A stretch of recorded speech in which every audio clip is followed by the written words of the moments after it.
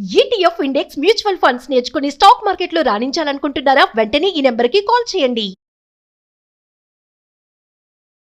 నమస్తే, welcome to Suman TV. నేను మీ సంజయ్. ఈరోజు మనతో పాటు ఉన్నారు Telangana high court advocate KV Ramarao గారు. సార్తో మాట్లాడి కొన్ని లీగల్ ఇష్యూస్ గురించి కొన్ని వివరాలు తెలుసుకుందాం. నమస్తే సార్. నమస్తే సంజయ్. సార్, రీసెంట్గా ఛత్తీస్గఢ్ హైకోర్టు కొన్ని వ్యాఖ్యలు చేయడం జరిగింది. భర్తకి ఉద్యోగం లేదని ఎగతాళి చేయడం కూడా ఒక మానసిక క్రూరత్వం అని చెప్పేసి కొన్ని సంచలన వ్యాఖ్యలన్నీ చేయడం జరిగింది. అసలు ఈ వ్యాఖ్యలు వెనుకున్న ఆంతర్యం ఏమిటి? అసలు ఏ కేసుని గ్రౌండ్ చేసుకుని ఇలాంటి వ్యాఖ్యలు చేయడం జరిగింది అంటారు? సంజయ్ గారు, ఇది ఒక సంచలనకరమైన విషయమే. ఛత్తీస్గఢ్ ప్రాంతంలో నివసిస్తున్న ఒక జంట 1996లో మ్యారేజ్ అయింది వాళ్ళకి. ఓకే. వారికి ఒక పాప, బాబు ఉన్నారు. పాపకి 19 ఏళ్ల వయసు, బాబుకి కూడా 16 ఏళ్ల వయసు. 2020లో వాళ్ళకి భర్త ఒక అడ్వకేట్, ఒక లాయర్గా వృత్తి నిర్వహిస్తున్నాడు. 2020లో కరోనా రావడం వల్ల చాలా కోర్టులు మూతపడ్డాయి. అవును. వారికి ఆదాయం తగ్గిపోయింది. ఆ టైంలోనే భార్యాభర్తలకి గొడవలు అయినాయి. యాక్చువల్గా ఆ స్టోరీ ఇంకొంచెం పెళ్ళైన తర్వాత ముందుకెళ్తే, పెళ్ళైన తర్వాత ఆ భర్త ఆ భార్యని మంచిగా చదివించాడు, పిహెచ్డి వరకు చేయించాడు. ఒక ప్రైవేట్ స్కూల్లో ప్రిన్సిపాల్ కూడా ఆమె పనిచేస్తుంది. ఆమె సెటిల్ కావడానికి పూర్తి స్థాయిలో భర్తే సహకరించాడు. అయినప్పటికీ అవన్నీ విషయాలు మర్చిపోయి భర్తకి ఎప్పుడైతే ఆదాయం తగ్గిందో ఇంట్లో గొడవలు స్టార్ట్ అయినాయి.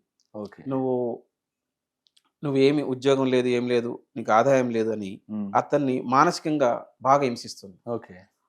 ఇది 2020 ఆగస్టు ఆ ప్రాంతంలో జరిగింది. ఆ గొడవలు అవుతూనే ఉన్నాయి, కంటిన్యూ అయినాయి. 2020 సెప్టెంబర్లో ఆమె ఏం చేసిందంటే, ఆమె కూతురుని తీసుకొని ఆమె వెళ్ళిపోయింది. ఇతను వదిలేసి వెళ్ళిపోయింది. ఆ కొడుకుని భర్త దగ్గర వదిలింది, వెళ్ళిపోయింది. పాపం అతను చాలా కాలం ప్రయత్నించారు కాపురానికి రమ్మని. అన్నప్పటికీ ఆమె తిరస్కరించింది. ఏదైతే కాపురానికి రావాలో కాంజుగల్ రైట్స్ ఏవైతే ఉంటాయో అవన్నీ కూడా ఫైల్ చేశాడు. మధ్యవర్తి ద్వారా పిలిపించాడు. అయినప్పటికీ ఆమె స్పందించలేదు. అతన్ని క్రూరంగా మానసికంగా డబ్బుల విషయంలో హింసించింది కాబట్టి అతను కోర్టుకు వెళ్ళాడు డైవర్స్ కోసం. అది 2023లో అక్కడ ఫ్యామిలీ కోర్టు ఉంటుంది కదా, డిస్ట్రిక్ట్ ఫ్యామిలీ కోర్టులో ఇతని యొక్క డైవర్స్ని తిరస్కరించింది. తిరస్కరిస్తే మరలా ఇదే కేసు విషయంలో హైకోర్టుకి వెళ్ళాడు. హైకోర్టు ఈ కేసుని పూర్తి స్థాయిలో సమీక్షించింది.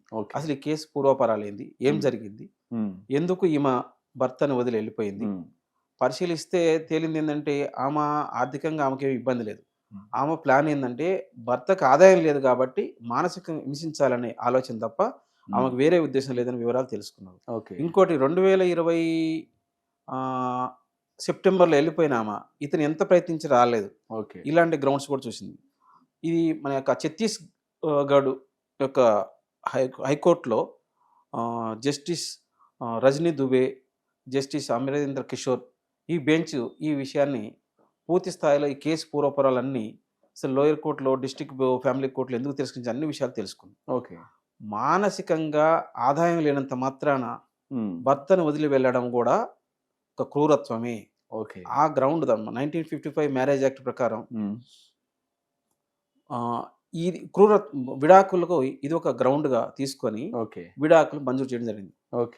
వాస్తవానికి భార్యాభర్తలు అనేవారు ఆర్థికంగా ఉన్నప్పుడు లేనప్పుడు సర్దుకొని వెళ్ళాలి తప్ప భర్తకు ఆదాయం లేదనే గ్రౌండ్ ద్వారా మానసికంగా హింసించడం అనేది ఇది డైవర్స్కి కారణమైందని ఆ బెంచ్ వివరంగా చెప్పడం. Absolutely sir, thank you sir. And అంతేకాకుండా సార్, ఇక్కడ చూసుకుంటే ఇది క్రూరత్వం అని చెప్పారు కదా సార్, ఇది ఏ విధంగా తీసుకోవచ్చు అంటారు? దానిపై ఆమెకి ఏమైనా శిక్షలు విధిస్తారంటారా, లేకపోతే ఈ డివోర్స్ తోటి సరిపెడుతుంది అంటారా కోర్టు? శిక్షలు ఏమీ ఉండవు. మన ఇండియన్ కల్చర్ ప్రకారం భార్య భర్త ఒకసారి పెళ్ళైతే జీవితకాలం జీవించాలి, వారి పిల్లల్ని పోషించాలి, వాళ్ళ పిల్లల్ని వృద్ధిలో తీసుకురావాలా. ఇది మన ట్రెండ్, మన కల్చర్, మనం అనుసరిస్తున్న విధానం, మన సాంప్రదాయం కూడా. ఏదే చిన్న చిన్న ఆర్థిక పరమైన విషయాల కోసం భార్యాభర్తలు గొడవపడి కాపురాల దూరం చేసుకోవడం చాలా తప్పు.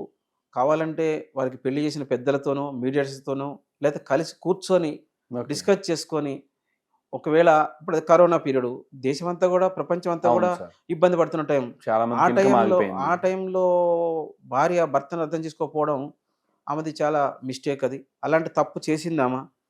అలాంటి తప్పు జరిగినప్పుడు పెద్దలైనా సరే వీళ్ళని దగ్గరకు చేర్చి ఇట్లా కాదమ్మా దూరంగా ఉండకూడదని కలపాలి. కలపకపోగా ఏమైతే దూరంగా ఉందో దాన్ని ప్రోత్సహించినట్లే ఆ పేరెంట్స్ అయినా వాళ్ళ యొక్క పెద్దలైనా, ఇతను నాకు భార్య కావాలి, పిల్లోడు కావాలని, ఆ పాప కావాలని కొడుకు ద్వారా పోరాడినప్పటికీ ఆమె రాలేదు. ఆమె ఈ రకమైన తప్పు చేసింది కాబట్టి అతను మానసికంగా చాలా కుంగిపోయాడు. ఆమె జీవితానికి, ఆమె వృద్ధికి, ఆమె చదువుకి, ఆమె పిహెచ్డి స్థాయిలో ఒక స్కూల్ ఒక ప్రిన్సిపాల్ స్థాయికి తీసుకొచ్చిన నేను, నా పిల్లల జీవితం ఏంది, పిల్లలకు పెళ్లి వయసు వచ్చింది, ఈ టైంలో ఆమె విడిగా వెళ్ళిపోవడం వల్ల నా కుటుంబం చిన్నాభిన్నమైన బాధతో ఉన్న వ్యక్తి కోర్టుకి ఎక్కాల్సి వచ్చింది. కోర్టు కూడా డిస్ట్రిక్ట్ ఫ్యామిలీ కోర్టు డైవర్స్ ఇతనికి ఫస్ట్ ఇవ్వలేదు.